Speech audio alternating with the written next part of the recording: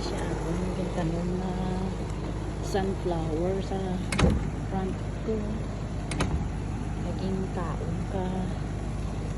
mga gamay na sapat-sapat pangit na mga leaves niya lang hinuhuli may sunflower ay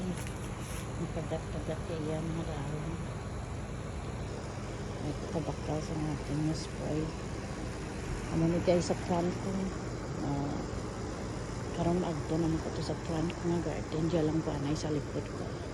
di ano pa matyaga nyo guys manami man yung view ka ako nga front backyard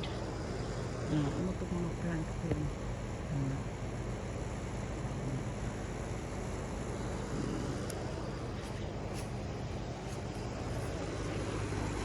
okay guys, see you again later.